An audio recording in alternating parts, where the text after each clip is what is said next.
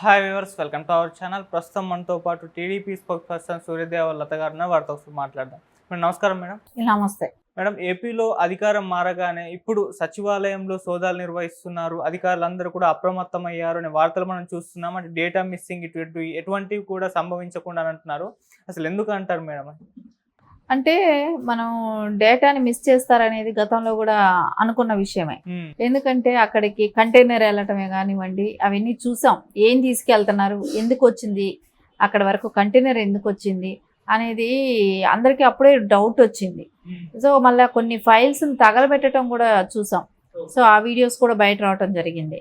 అంటే ఫైల్స్ ఎందుకు తగలబెడతారు, ఎందుకు భయపడుతున్నారు అనేది చూస్తే అక్రమ కేసుల కింద పెట్టడమే కానివ్వండి బాబు గారి మీద. సో ఇప్పటి వరకు అంటే ప్రభుత్వం నడిపిన విధానాల్లో అవకతవకలు ఉండటమే కానివ్వండి, ఇలాంటివన్నీ కూడా ఇప్పుడు బయట వస్తాయనే భయం వాళ్ళలో ఎక్కువ ఉంటుంది. ఎందుకంటే దీని మూలన ఐఏఎస్లు ఐపీఎస్లు అందరూ తగులుకునే అవకాశాలు చాలా ఉన్నాయి ఇక్కడ. అంటే మినిస్టర్సే కానివ్వండి, అందరూ దీన్ని ఈ కుంభకోణం ఇదో పెద్ద ఇది మనీ ఏ రకంగా అప్పులు తీసుకొచ్చి ఏ రకంగా వీళ్ళు ఖజనాలు నింపుకున్న విషయాలన్నీ కూడా ఇప్పుడు బయట వచ్చే అవకాశాలు ఉన్నాయి. సో ఏదైతే దురుద్దేశంగా అంటే గవర్నమెంట్కి తొత్తుల్లాగా పనిచేశారు, అంటే గవర్నమెంట్కి తొత్తులు కూడా అనకూడదు వాళ్ళని, అలాని జగన్మోహన్ రెడ్డికి తొత్తుల్లాగా పనిచేసిన కలెక్టర్స్ అందరూ ఉన్నారు. అంటే ఇప్పుడు వాళ్ళందరూ కూడా బయట వస్తారు ఈ మూలాల. ఎందుకంటే అది మిస్ చేసే అవకాశాలు అయితే కనపడుతున్నాయి. గతంలో చేసే ఉంటారు ఈ పాటికే కూడా, కానీ మళ్ళీ ఇప్పుడు చేస్తే మళ్ళీ ఎందుకు అన్నట్టు కొంచెం సెక్యూరిటీ పరంగా కానివ్వండి, అక్కడ ఎవరిని కూడా బయట రానివ్వకుండా అంటే చెక్ చేసే విధానాలే కానివ్వండి, ఇవన్నీ జరుగుతున్నాయి. అవన్నీ జరిగితేనే అంటే రేపొద్దున సాఫ్ట్వేర్స్ మిస్ అవ్వచ్చు. సో దాన్ని ఎట్లా రికవర్ చేయాలనేటివి కూడా చూడాల్సిన అంశం ఉంది కదా. సో దానికోసం ఖచ్చితంగా తనిఖీలు అయితే జరుగుతున్నాయి. ఇప్పుడు అక్కడ సెక్యూరిటీ కూడా పెట్టడం జరిగింది. అంటే సోదాలు నిర్వహిస్తున్నారు మేడం, డాటా మొత్తం చోరీ అయిపోయిందని చెప్పేసి సెక్యూరిటీ మొత్తం సోదాలు నిర్వహిస్తున్నారు, లేకుంటే పోకుండా ఉండడానికి జాగ్రత్త పడుతున్నారా?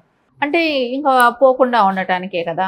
ఆల్రెడీ పోయినటివి పోయే ఉంటాయి. సో ఉన్నాటివి అయినా కూడా ఇప్పుడు ఇంకా ప్రమాణ స్వీకారం అయ్యి అంటే అందరూ కూడా రేపు క్యాబినెట్ మినిస్టర్స్ కానీ వీళ్ళందరూ కూడా ప్రమాణ స్వీకారం ఎవరు క్యాబినెట్ వాళ్ళు వెళ్ళే వరకైనా కూడా దాని మీద ఒక సెక్యూరిటీ అయితే కంపల్సరీ ఉండాలి.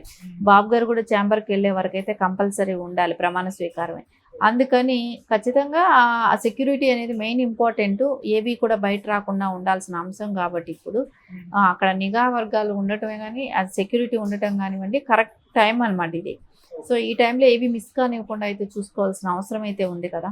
మనం తెలంగాణలో కూడా ఇటువంటి సీన్ రిపీట్ అయింది. మనం అప్పుడు చూసాం, అధికారం మారగానే వీళ్ళంతా కూడా డాక్యుమెంట్ తీసుకెళ్లిపోయారు, డాటా తీసుకెళ్లిపోయారు, బీఆర్ఎస్ పైన ఆరోపణలు ఎన్నో వచ్చాయి. అవును. సో అటువంటి ఇప్పుడు మళ్ళీ ఇక్కడ కూడా సేమ్ సీన్ రిపీట్ అవుతుంది. కాకపోతే వీళ్ళు ఎక్కువగా బయటకు పడలేదు అని అంటున్నారు. అంటే వైసీపీ మొత్తం లాక్కెళ్ళిపోయింది, ఇవన్నీ కూడా బయట పడలేదు, డాక్యుమెంట్ అలాగే ఉంది అన్న. అంటే అట్లా లేదు, అది మనం అనుకోవటానికే ఖచ్చితంగా లేదు. అప్పుడు కంటైనర్లు ఏం తీసుకెళ్ళినట్టు, కంటైనర్ ఎందుకు వెళ్ళింది, సో అక్కడికి వెళ్ళిన కంటైనర్ తాడేపల్లి ప్యాలెస్కి ఎందుకు వెళ్ళింది, సో ఇవన్నీ చూస్తే అప్పుడే తీసుకెళ్ళే ఉంటారనేది అయితే అనిపిస్తోంది. కానీ అదే లాంటిది గతంలో రాజశేఖర రెడ్డి గారు సీఎంగా ఉన్నప్పుడు కూడా ఒక టైం సీఎం అయిపోయింది, సరే సెకండ్ టైం ఎలక్షన్స్ వస్తున్నాయి. సో ఎలక్షన్స్ వచ్చి రిజల్ట్స్ బిఫోరు ఒక బ్లాక్ మొత్తం తగలబెట్టడం జరిగింది. ఆ ఇన్సిడెంటు వాళ్ళ ఫ్యామిలీలోనే ఉంది అది. సో రాజశేఖర రెడ్డి గారి హయాంలో కూడా అలా జరిగింది కాబట్టి జగన్మోహన్ రెడ్డి ఇప్పుడు తగలబెట్టడం కన్నా హార్డ్ డిస్కులతో పని. సో అప్పట్లో ఫైల్స్ అనుకోండి, ఇప్పుడు హార్డ్ డిస్కులతో ఇవి అప్పుడే తరలించాడేమో. సో అవన్నీ మనకు ఇప్పుడు తెలియట్లేదు కదా ఏం జరిగింది ఏంటని. అందుకని ఇప్పుడు సెక్యూరిటీ ఉంచడం అయితే కరెక్ట్ పరిస్థితి. ఇప్పుడు తెలంగాణలో తీసుకుంటే తెలంగాణలో కూడా కేసీఆర్ గతంలో చేశాడు. ఫస్ట్ టైం గెలిచి తర్వాత మళ్ళీ నెక్స్ట్ ఎలక్షన్స్ వచ్చిన తర్వాత రిజల్ట్స్ వచ్చే బిఫోర్ ఇదే పని చేశాడు. సో పనిచేశాడు, తగలబెట్టడానికి ట్రై చేశారు.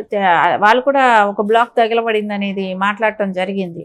సో ఇవన్నీ ఎందుకు ఆఫ్టర్ ఎలక్షన్సే జరుగుతాయి, ఎలక్షన్ తర్వాత రిజల్ట్స్ బిఫోర్ జరుగుతాయి.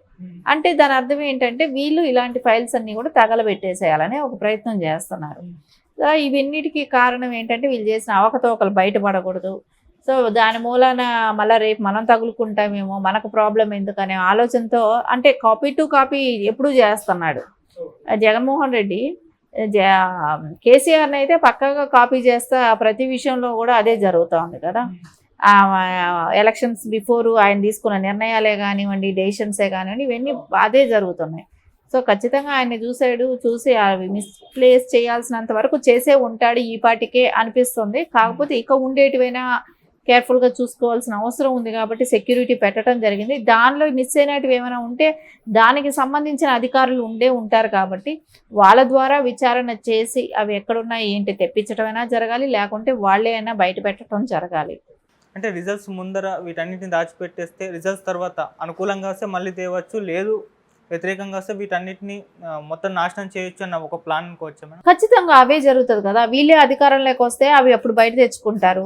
సో అధికారం రాకపోతే సో అవన్నీ మనం తగలబెట్టేసేయచ్చు అనే ఒక దాంతోనే ఎక్కడో చోట ఉండొచ్చు. అవన్నీ ఇంకా బయట రావాల్సిన అవసరం కూడా ఉంది.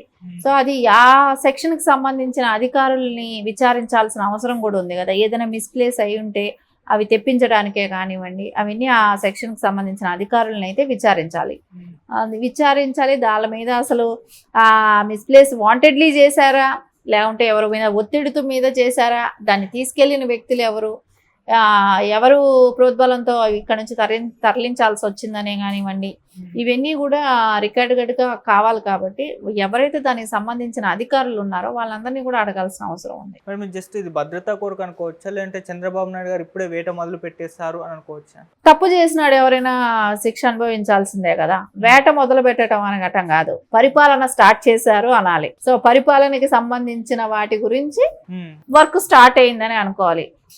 చెప్తారు కదా చట్టం తన పని తను చేసుకుపోతుందని. సో ఇక్కడ ఆయన దృష్టి ఎప్పుడూ కూడా కక్షపూరిత రాజకీయాలకి ఎప్పుడు ఎంకరేజ్ చేయరు. సో ఏదైనా అది అలాంటివి జరుగుంటే న్యాయం, ఇప్పుడు దానికి సంబంధించిన అధికారులు ఉంటారు, వాళ్ళ పని వాళ్ళు చేస్తారు. ఆయన వీటి మీద దృష్టి పెట్టితే రేపు ఆంధ్రప్రదేశ్ డెవలప్ అవ్వాలి. ఆయనకి మెయిన్ దృష్టి అంతా దానిపైనే ఉంటది. ఇలాంటి వాటివి పట్టించుకునేది జగన్మోహన్ రెడ్డి. సో వాటిని గురించి ఆలోచించి ప్రజల్ని నట్టేయటం ఉంచాడు ఈ 5 ఏళ్ళు. సో చంద్రబాబు నాయుడు గారు టైం అనేది వేస్ట్ చేయరు. ప్రజల కోసం ఎంతవరకు మనం పని చేయగలం, వాళ్ళకి ఏం చేయగలం అని ఆలోచిస్తారు. కాబట్టి ఈరోజు ప్రజలకు ఒక డిఫరెన్స్ అనేది తెలిసింది. చంద్రబాబు నాయుడు గారు ఈ 5 ఏళ్ళు మనం ఇచ్చుంటే ఎంత అభివృద్ధి చెంది ఉంటాం, సో మనం ఎంత లాస్ అయిపోయాం అనే ఒక కసి అనేది ఆ ఓట్లో మనకు అంత మెజారిటీ కానివ్వండి, ప్రజల్లో ఉన్న ఆ కసి మనకు బాగా బయటపడింది. ఈరోజు ఆ పరిస్థితే కదా జగన్మోహన్ రెడ్డిది.